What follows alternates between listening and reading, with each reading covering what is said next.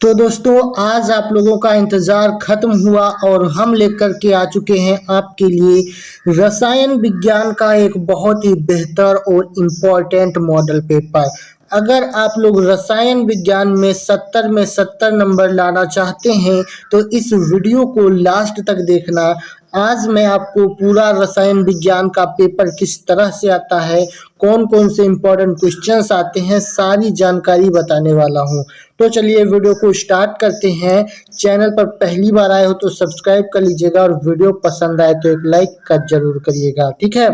तो ये जो है बोर्ड एग्जाम 2025 का रसायन विज्ञान यानी केमिस्ट्री का जो है मॉडल पेपर है। अगर आप लोग इसे लास्ट तक देख लेते हो तो 70 नंबर आसानी से पक्के हो जाएंगे, ठीक है। तो चलिए शुरू करते हैं। सबसे पहले यहाँ पर आपको पेपर का नाम वगैरह मिल जाएगा, यहाँ पे समय दिया रहता है और यहाँ पे पूर्णांक दिया रहता है, ठीक है।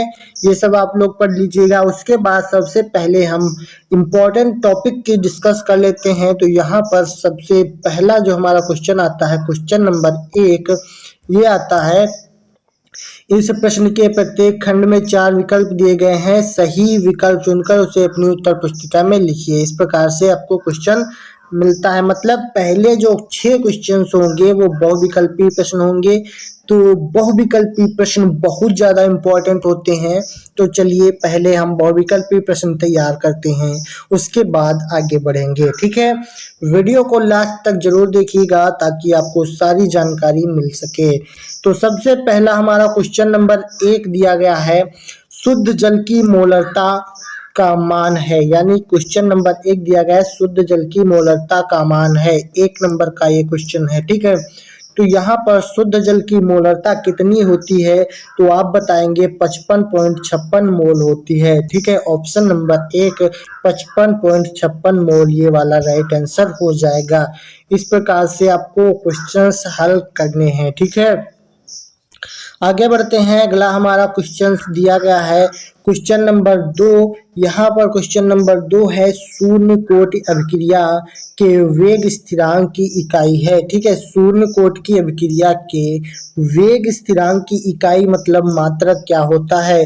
तो यहाँ पर शून्य कोटि की अभिक्रिया के वेग स्थिरांक की इकाई सेकेंड इनवर्स होती है। तो ऑप्शन नंबर 4 वाला सही आंसर हो जाएगा।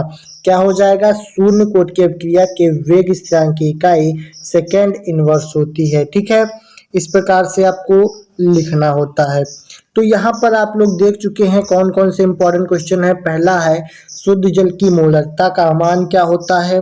उसके बाद सेकेंड नंबर पर जो आता है वो है शून्य कोटि की अभिक्रिया के लिए वेग स्थिरांक की इकाई। ये सारे इंपॉर्टेंट क्वेश्चंस हैं, इनको जरूर आप लोग तैयार करिएगा, ठीक है। नेक्स्ट क्वेश्चन यहाँ पर दिया गया है, गा बेंजल्डिहाइड का सल्फ्यूरिक अम्ल की उपस्थिति में नाइट्रीकरण कराने पर प्राप्त होता है, ठीक है। तो बेंजल्डिहाइड का नाइट्रीकरण कराने पर क्या प्राप्त होता है? ई नाइट्रो, यानी कि यहाँ पर दिया गया है ई नाइट्रो बेंजल्डिहाइड और P nitro benzaldehyde, M nitro benzaldehyde या फिर इनमें से कोई नहीं। तो 4 ऑप्शन आपको मिलेंगे, तो इसमें से जो भी राइट आंसर है वो आपको टिक करना पड़ता है, ठीक है। तो इसको आप लोग जरूर तैयार कर लीजिएगा। आगे बढ़ते हैं। अगला क्वेश्चन दिया गया है वेग स्थिरांक। क्वेश्चन नंबर घ दिया गया है, वेग स्थिरांक ताप बढ़ने पर क्या होता है? बढ़ता है कि घटता है कि अपरिवर्तित रहता है।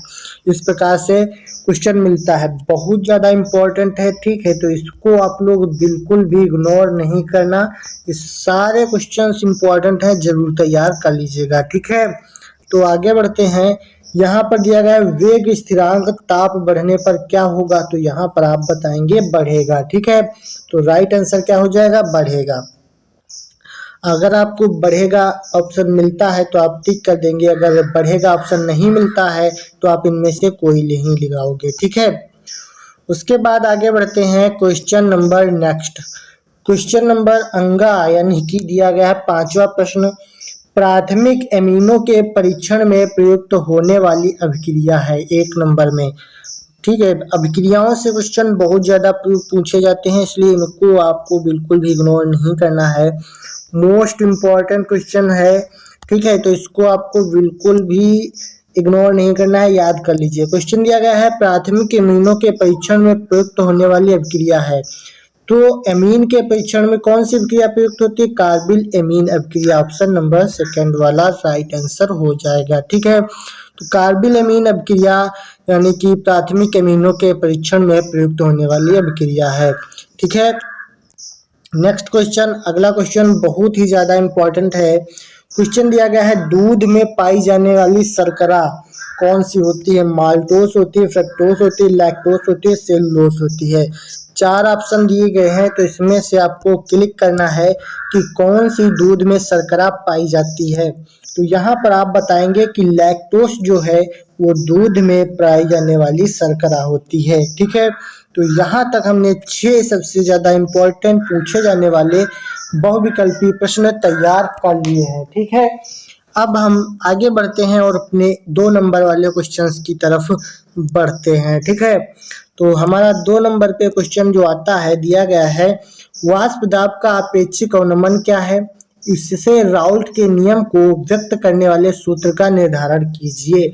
ठीक है, तो वाष्प दाब का अपेक्षिक अवनमन, राउल्ट के नियम को सूत्र, ये सारी चीजें आपको याद करनी पड़ेंगी। ठीक है, उसके बाद अगला क्वेश्चन पूछा गया है कोलराउस नियम पर संक्षिप्त टिप्पणी हो गया, 2 नंबर में आएगा, इसको आप लोग तैयार कर लीजिएगा। उसके बाद में क्वेश्चन आता है बहुत इंपॉर्टेंट, निम्नलिखित अभिक्रिया वाले सेल को निरूपित कीजिए। ठीक है, ये भी 2 नंबर में क्वेश्चन पूछा जाता है, इसके सेल को निरूपित करना है। ये न्यूमेरिकल टाइप का क्वेश्चन है, इसको भी आप लोग कर लीजिएगा। ठीक है, नेक्स्ट क्वेश्चन है विलयन यानी वास्तविक विलयन कोलाइडी विलयन में उदाहरण सहित विभेद कीजिए। ठीक है, ये क्वेश्चन हो गया।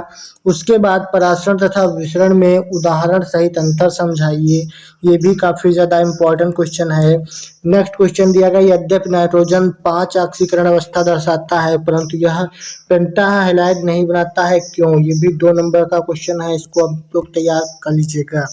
ठीक है, फिर N3H की प्रकृति क्षारीय है, कैसे सिद्ध करेंगे, ये आपको क्वेश्चन मिलेगा। नेक्स्ट क्वेश्चन है उपसा संयोजन यौगिकों में केंद्रीय परमाणु तथा उपसा संयोजन संख्या को उदाहरण सहित स्पष्ट कीजिए। ठीक है, इस प्रकार से क्वेश्चन बहुत सारे मिलते हैं, तो ये सारे क्वेश्चंस आप लोग देख लीजिए कौन कौन से इंपॉर्टेंट क्वेश्चंस हैं। ठीक है, तो यहाँ पर जो है आपके दीर्घ उत्तरीय प्रश्न जो हैं 3-3 नंबर में पूछे जाएंगे, कुछ 4 नंबर में पूछे जाएंगे। जैसे ये क्वेश्चन दिया गया है ग्लूकोज के एक विलयन में 12 ग्राम ग्लूकोज और भार 180, इसको 100 ग्राम जल में घुला है, इस विलयन का क्वथनांक कितना है? तो जल के मोलल उन्नयन स्थिरांक की गणना कीजिए। इस प्रकार से क्वेश्चन आपको मिलते हैं। फिर यहाँ पर एक क्वेश्चन मिलता है संकीर्ण ऊर्जा को परिभाषित कीजिए, किसी अभिक्रिया के 400 के पर यानी के तथा 600 के पर वेग स्थिरांक क्रमशः इतना इतना है, तो संकीर्ण ऊर्जा की गणना करना है इसमें। ठीक है, इस प्रकार से आपको बहुत सारे इंपॉर्टेंट क्वेश्चन मिलेंगे। नेक्स्ट क्वेश्चन बहुत ज्यादा इंपॉर्टेंट है। क्वेश्चन दिया गया संक्रमण तत्व क्या है? इसके चुंबकीय गुणों, रंगीन आयनों का बनना तथा संकुलन आयनों का बनना पर संक्षिप्त टिप्पणी लिखिए। 4 नंबर का क्वेश्चन है। ठीक है, इसको आप लोग बिल्कुल भी इग्नोर नहीं कर सकते, इस प्रकार से क्वेश्चन पूछे जाते हैं। नेक्स्ट क्वेश्चन है उपसा संयोजन यौगिकों में संरचनात्मक समावयवता कितने प्रकार की होती है? प्रत्येक समावयवों के रासायनिक सूत्र लिखिए। ठीक है, इस प्रकार से आप लोग देख लीजिएगा, बहुत सारे इंपॉर्टेंट क्वेश्चन दिए गए हैं यहाँ पर। ठीक है, और एक यहाँ पे आता है निम्नलिखित पर संक्षिप्त टिप्पणी लिखिए। कौन कौन सी? जैसे ल्यूकास परीक्षण हो गया, फिडेल क्राफ्ट अभिक्रिया हो गई। देखिए ल्यूकास परीक्षण, फिडेल क्राफ्ट अभिक्रिया, कॉल्बे अभिक्रिया हो गई। इस प्रकार से आपको संक्षिप्त टिप्पणी लिखने के लिए आएगा, या फिर यहाँ पर IUPAC नाम लिखने के लिए आता है, जैसे ये है, और सूत्र के सभी अल्कोहल ईथरों के IUPAC नाम लिखिए। ठीक है, इस तरीके से आपको क्वेश्चन मिलते हैं। नेक्स्ट क्वेश्चन, यहाँ पर बहुत सारे इंपॉर्टेंट क्वेश्चन हैं, आप लोग देख ही सकते हैं। उसके बाद यहाँ पर अभिक्रियाओं पर संक्षिप्त टिप्पणी, वुड्स फिटिंग अभिक्रिया, वुड्स अभिक्रिया, क्लोरोबेंजीन का उदाहरण लेते हैं, फिडेल क्राफ्ट अभिक्रिया। ठीक है, उसके बाद आता है बेंजिल अल्कोहल से फेनिल एथेनोइक अम्ल कैसे बनाएंगे, बेंजल्डिहाइड से हम नाइट्रोबेंजल्डिहाइड कैसे बनाएंगे। इस तरीके से बहुत सारे इंपॉर्टेंट क्वेश्चंस मिलते हैं, तो हमने आपको बहुत सारे क्वेश्चंस करवा दिए हैं। तो उम्मीद करते हैं ये वीडियो आपको पसंद आई होगी। और अगर आप लोग ये सारे क्वेश्चंस तैयार करते हो तो 70 नंबर आसानी से पक्के कर लोगे। उम्मीद करते हैं वीडियो अच्छी लगी है तो लाइक करिए, चैनल पर पहली बार आए हो तो सब्सक्राइब करिए। चलिए हम मिलते हैं अगली वीडियो में, तब तक के लिए जय हिंद, वंदे मातरम।